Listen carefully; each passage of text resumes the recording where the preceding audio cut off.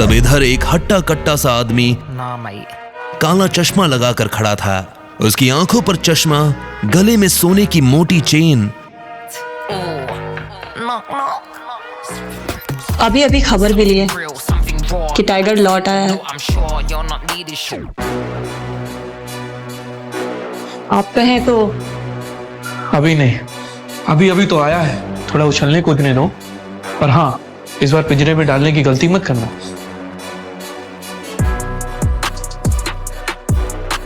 अब आगे क्या होने वाला था, क्या करने वाला था मैनेजर प्रणव के साथ, और कौन था ये आदमी जो टाइगर का नाम सुन मन ही मन एक नई प्लानिंग कर रहा था। टाइगर,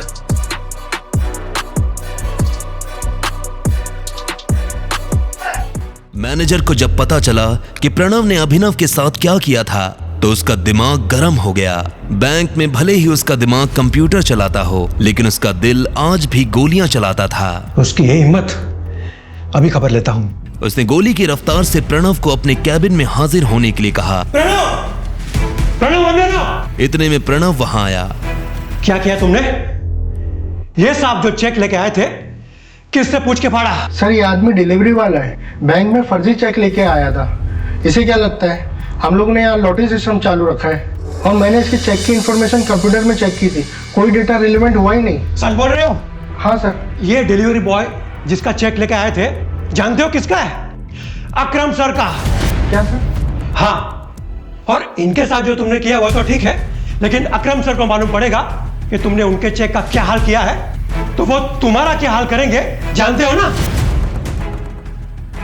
चेक कहाँ है? सर, ये रहा चेक। तुम्हारी हिम्मत कैसे हुई? अब एक काम करो, टेप से इस चेक के टुकड़े को, एक एक टुकड़े को अच्छे से जोड़ो। क्या सर? हाँ, और ये असाइनमेंट के बाद मैं तुम्हें नौकरी से निकाल रहा हूं। You will be fired! Sir, लेकिन मैंने क्या किया है? नौकरी से निकाल दूंगा ये तो सुन लिया, लेकिन उससे पहले जो मैंने कहा वो सुनाई नहीं दिया। अगर उसे पता होता कि उसे इन्हें फिर से जोड़ना पड़ेगा तो वो इतना फाड़ता ही नहीं। प्रणव ने मैनेजर की तरफ देखा। ये चेक अकरम सर का है, इससे अच्छे से जोड़ना, और जरा भी गड़बड़ की तो तुम्हारे पिछवाड़े पे लात मार के ऐसा बाहर भगाऊंगा कि दुनिया की कोई भी बैंक में जाकर काम नहीं कर पाओगे। उसने घबराते हुए अभिनव को देखा। प्रणव को अकरम से चेक और मैनेजर की भाषा दोनों ने हैरान कर दिया था, और फिर चेक के टुकड़े जमाना शुरू कर दिया। अभिनव को अंदर ही अंदर महसूस हो रहा था कि वो अपनी शिकायत लेकर मैनेजर के पास आया था, लेकिन प्रणव ने न जाने ऐसे कितने ही अभिनव के साथ ऐसा गंदा व्यवहार किया होगा। उधर प्रणव को समझ नहीं आ रहा था कि बलराज और उसका मैनेजर एक फटीचर से डिलीवरी बॉय की मदद क्यों कर रहे थे। आखिरकार प्रणव ने चेक को बड़ी मेहनत से जोड़ा। I'm really very sorry। वैसे टाइगर, आप इतने साल कहाँ थे? पहले तुम मुझे ये बताओ कि तुम मेरे पापा से कैसे जुड़े हुए हो? मैं उनकी टीम का हिस्सा हूँ। सुनो, टाइगर वापस तो आ गया, लेकिन मोंटी के आने तक किसी को भनक भी नहीं लगनी चाहिए, वरना गेम हो जाएगा। बलराज सर सही कह रहे हैं। हम शेरों के बीच एक भेड़िया घुस आया है, जो आपकी हमारी सारी खबर हमारे दुश्मनों को देने वाला है, इसलिए संभल के रहना होगा टाइगर। भेड़िया मतलब जासूस? हाँ, इसके बारे में मोंटी तुम्हें डिटेल में बताएगा। तब तक तुम गुफा से बाहर आना नहीं, और आओ तो अंधेरे में। इस बीच हमें तुम्हारे पापा यानी हमारे संजय के कातिल के बारे में हमें पता लगा, और साथ ही ये भेड़िया। अभिनव के मन में इन दोनों चीजों से जुड़ा बस एक ही नाम आया, मोंटी। जिस तरह से राणा ने संजय को धोखा दिया था, अभिनव को पूरा भरोसा था कि मोंटी भी अपने बाप के नक्शे कदम पर ही चलेगा। उसे इन लोगों पर तरस आ रहा था जो राणा को अपना सगा मानते थे। इस ग्रुप में और कौन कौन लोग हैं जिससे मिलना भी बाकी है? मुझसे और अकरम से तो तुम मिल चुके हो। डीके तुम्हारे सामने खड़ा, इक्का, पार्कर, अलाइन, ये 3 बाकी हैं। अलायना मतलब हमारे ग्रुप में कोई लड़की भी है? हाँ, इससे पहले उसकी माँ इस पोजीशन पर थी। 1 साल पहले उसकी डेथ हुई तो अलाइना उसकी जगह पर है। वो लड़की नहीं है, वो आग है, चलता फिरता अंगारा है, आंधी है। मैंने अपनी जिंदगी में अलाइना जैसी लड़की कहीं नहीं देखी। शक्ल, अक्ल और तेवर तीनों है उसमें। मैं कुछ समझा नहीं। जिद्दी है। उसकी जिद के आगे मुझे अपनी जिद भी कम लगती है। कहने को तो हमारे ग्रुप में बस वो एक लड़की है, लेकिन उसे पढ़ पाना हम में से किसी मर्द के बस की बात नहीं है। ये सुनते ही अभिनव समझ गया था कि बलराज का इशारा किस तरफ है।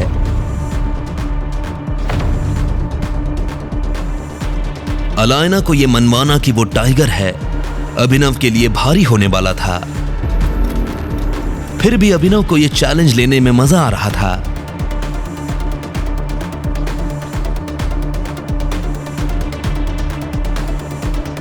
अभिनव के मन में भी अब अलायना से मिलने की इच्छा बढ़ने लगी। इतने में मैनेजर यानी डीके ने कहा, बहुत जल्द आप उसे मिलोगे, लेकिन वो लड़की आपसे मिलेगी पता नहीं। मुझे नहीं लगता कि टाइगर के लिए उसे मनाना मुश्किल होगा। जैसा मैंने सोचा था वैसा लड़का नहीं है ये। बलराज की ये बात सुन डीके के कान खड़े हो गए। बलराज सर, लगता है टाइगर ने आपको रिंग में पटका है क्या? ये सुनते ही बलराज जोर से हंसा और उसने हाँ में सिर हिला दिया। उसे देख डीके भी जोर जोर से हंसने लगा। हाँ, वैसे टाइगर, अभी आपको कितने पैसे की जरूरत है? मैं दे देता हूँ, बाद में अकरम सर के ऑफिस से मैं चेक रीइशू करवा लूंगा। फिलहाल तो मुझे 1 करोड़ रुपए चाहिए और बाकी के 49 करोड़ मेरे नए अकाउंट में डलवा देना। ठीक है, मैं करवा देता। ये सुन डीके उसके लिए पैसे लेने चला गया। बलराज, ये अलायना जो भी लड़की है, इसके बारे में और क्या जानते हो तुम? ऐसे तो सब कुछ जानता हूं मैं, पर वैसे कुछ भी नहीं। नहीं, मेरा मतलब बलराज, तुम्हें पता है मेरा क्या मतलब है? हाँ, मैं जानता हूं तुम्हारा मतलब। बस उसे अपनी तरफ से चिढ़ने का या गुस्सा होने का मौका मत देना, और ना ही उसके पीछे कुत्ते की तरह जी बिलाना। और जोक तो बिल्कुल भी मत मारना। जोक मारने वालों को जान से मार देती है वो। वैसे तुम्हें अब एक गाड़ी की जरूरत है टाइगर। मैं अपने मैनेजर को बोल रहा हूं, तुम यहां से सीधा ग्लोब मोटर जाओ, वहां एक गाड़ी तुम्हारा इंतजार कर रही है। ऐसे मैं अभी भर रहा हूं, बाकी जब तुम गद्दी संभालोगे तो उसका डबल दे देना मुझे। Okay, thank you.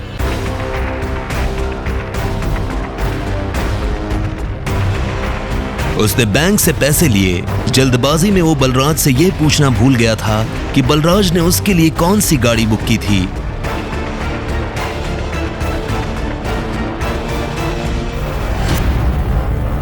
जैसे ही वो अंदर गया तो उसने देखा कि शोरूम का मैनेजर दरवाजे पर खड़ा होकर किसी का इंतजार कर रहा था। मिस्टर अभिनव ग्रेवाल? मैं ही हूँ अभिनव गढ़वाल।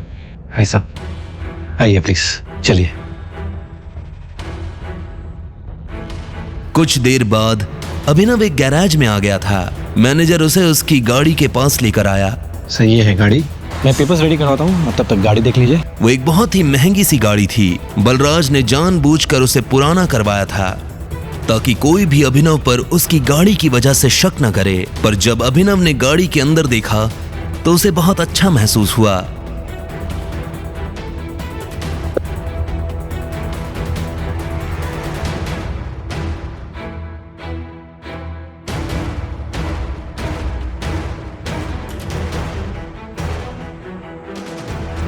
हेलो, ये सब क्या हो रहा है अभिनव? तुम गाड़ी ले रहे हो? तुम कौन हो और तुम क्या चाहती हो? अरे, मैं चाहत, तुम्हारी वाइफ की फ्रेंड। अभिनव ने चाहत को अकरम की पार्टी में देखा था। हालांकि अभिनव ने वहां उससे कोई बात नहीं की थी, लेकिन वो पार्टी में लगातार अभिनव को ही देखे जा रही थी। उसे पूरा शक था कि अभिनव दुनिया को जो दिखा रहा था असल में वो वैसा नहीं था। और ये सवाल मुझे तो तुमसे करना चाहिए, तुम यहाँ गाड़ी खरीदने कैसे आ सकते हो? अनन्या ने मुझे तो बताया कि तुम गरीब हो। हाँ, मैं गरीबी हूँ, बस वो अपने बॉस के लिए ले रहा था। चाहत ने उसे कुछ पल के लिए देखा और बोली, पक्का झूठ तो नहीं बोल रहे हो? तुमसे झूठ क्यों बोलूंगा? पता नहीं, एक काम करती हूँ, मैं अनन्या को भी यही बुला लेती हूँ। दूर से ही सही, जब तुम्हें वो गाड़ी में देखेगी तो खुश हो जाएगी। नहीं नहीं, उसे यहाँ बुलाने की क्या जरूरत है? उसे क्यों परेशान करना? तुम बताओ, मैं तुम्हारे लिए कुछ कर सकता हूँ क्या? तुम मुझे ट्रीट दे सकते हो। क्या तुम मुझे ट्रीट पे नहीं लेके चलोगे? देखो, मैं तुम्हारी बीवी की दोस्त हूँ और मुझे नहीं लगता कि तुम्हें मुझे मना करना चाहिए। इससे पहले कि अभिनव उसकी बात का कोई जवाब दे पाता, चाहत ने गाड़ी का दरवाजा खोला और वो पैसेंजर सीट पर जाकर बैठ गई। ठीक इसी वक्त मैनेजर डॉक्यूमेंट्स लेकर आया और उसने डॉक्यूमेंट्स अभिनव को दे दिए। अभिनव भी ड्राइविंग सीट पर बैठ गया। उसे पता था कि चाहत खुद एक रईस परिवार से आती थी, ऐसे में वो उसे अकरम के एक होटल में ले जाने वाला था। चाहत पूरे रास्ते रह रहकर अभिनव को देख रही थी। अभिनव को समझ नहीं आ रहा था कि वो उससे चाहती क्या है। अभिनव की गाड़ी अकरम के होटल के नीचे पार्क हुई। बिजनेस में अकरम किसी की नहीं सुनता, समझे? ठीक है, मैं बाद में कॉल करता हूं। टाइगर? अभिनव का फोन बज उठा। उसने देखा अकरम का फोन था।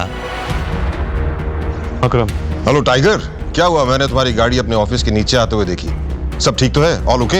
हाँ, वो एक्चुअली मैं होटल में किसी के साथ लंच के लिए आया था। हाँ, वो मैंने देखा। तुम एक काम करो, सबसे पहले तुम ऊपर मेरे ऑफिस में आओ। मैं तुम्हें अपना वीआईपी कार्ड देता हूं। तुम दोनों को वीआईपी ट्रीटमेंट मिलेगा। क्या हुआ, चले? तुम यहीं रुको, मुझे एक इम्पोर्टेंट काम है, मैं वो निपटा कर आता हूँ। चाहत उसे जाते हुए देख रही थी। वो अच्छी तरह से जानती थी कि यह अकरम का ऑफिस है, लेकिन अभिनव वहां क्या करने जा रहा था और अकरम ने उसे किस कारण ऊपर बुलाया था।